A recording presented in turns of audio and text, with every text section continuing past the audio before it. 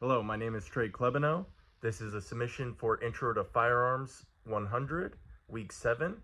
Today I'm going to go over the cycle of operations for a 1911, field stripping it, cleaning it, and reassembling. Okay, so today we are going over the cycle of operations for this 1911. First, I'm going to verify that it is clear. There is no live ammunition anywhere in my workstation.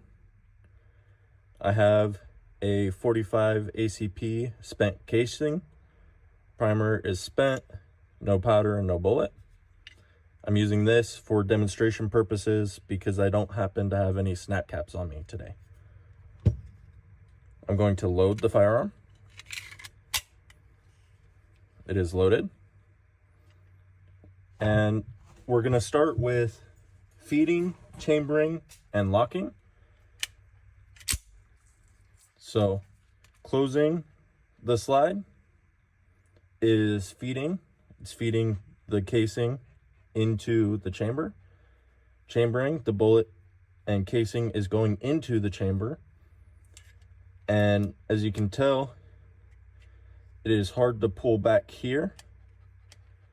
It's because it's locking in place. We'll go to firing. Unlocking. It is unlocked.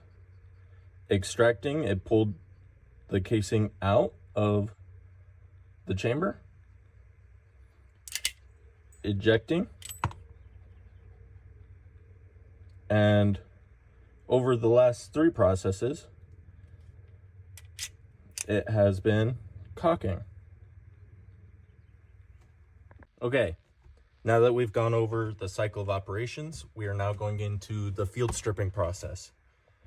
So first, obviously, make sure that your weapon is clear and safe. There is no live ammunition in my work area. I'm going to take the firearm and I'm going to drop the slide. And up here in the front is the spring and the spring tube. I'm going to depress that and turn this little spring tube catch at the front, and that'll release the spring tube and the spring. And if you can pull that out. But as you can see, I can't right now. So I will take the spring tube off. You'll then come over here. You'll bring the slide back until it comes into this little divot, meets this little divot here. And you'll push the slide catch out of your firearm.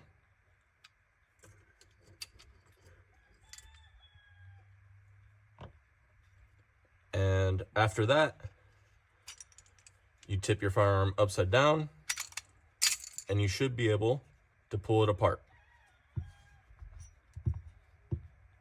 After this, you can pull the spring out.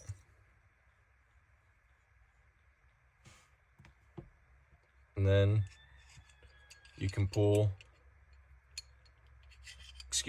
after you pull your spring out, you can rotate this till it meets the little keyway and rotate it out. And then you can finally pull your barrel out. And this 1911 is officially field stripped. For safety, I'm going to drop the hammer so I don't accidentally drop it when it's not protected. That was the field stripping process, and each one of these components have a specific role in the cycling of operation.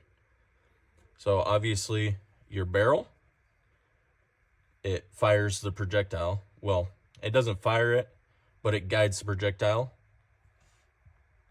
Your spring acts as resistance in the firing process to resist and retract the slide back to its original state. In doing so, it also loads another round. Your spring tube holds the spring in place and this holds the spring as well. This slide catch also holds the barrel through this eyelet for during the firing process, chambering, firing, cycling process. And your trigger assembly drops the hammer, hits the firing pin, and fires your cartridge. Components that don't necessarily play a role in the cycling of operations are your palm safety, your regular safety, the magazine ejector, and yeah. Alright, going into cleaning. I spray everything down with gun cleaner, that way it gets to soak in that gunpowder residue. I clean the lower receiver, getting in there with Q-tips and all the nooks and small places. I go into the barrel, clean the barrel nice and well. I go through it quite a few times with the cotton swab and the wire brush. I get in there with that swab, and I use this orange light to see all of the debris that's in there that shouldn't be. I was trying to show you that here, and right there on that side I saw a speck, so I go back into cleaning the barrel, and I get the light out again, and I show you the full barrel right about now, and you can see the entire barrel, and in there, if there was any residue, you would see that. Any fouling, you would see that as a black speck. So made sure it was nice and clear, and continued on. I just scrubbed everything down with cleaner and CLP. Got everything nice and clean. You can see the cotton swabs and the patches that I was using getting black, nice and dirty. Here I used the brass pick to get in there. The Q-tip wasn't quite reaching, so I used a patch and this pick to get into that little ledge that I couldn't reach with the cotton swab. And I just clean everything nice and neat. Here I start applying CLP, making sure everything's nice and lubricated. Nice film over everything. Not too much oil, not too little, making sure that it's well lubricated. Alright, going into assembly. So I take my slide, I insert the barrel, getting that nice and positioned. I put the spring retention in there, slide it into the keyway, and twist it all the way to the opposite side. Push the barrel all the way back. Then I get the barrel spring, slide it in there.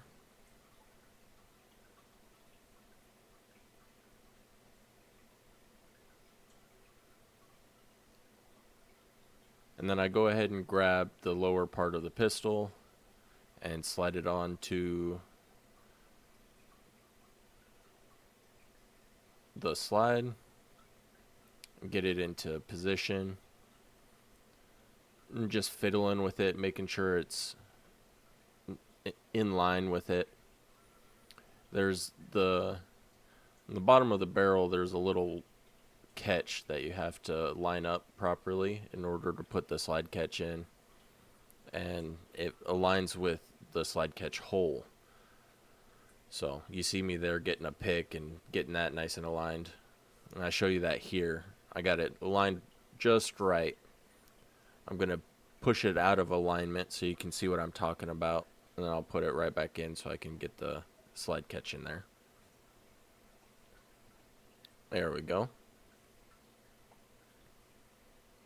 Alright, in goes the slide catch.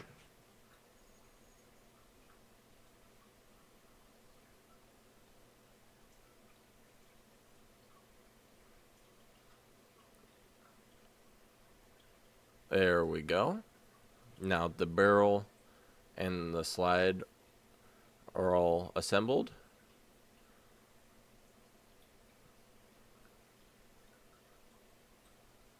And that works properly. and then I go to put the spring cap on.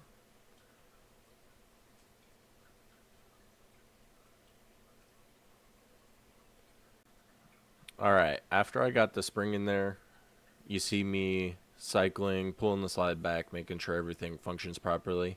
You want to do this after you put your firearm back together, just to make sure that everything works as it should. There you have it. That is reassembling your 1911. Thanks for watching, and I hope you have a great day.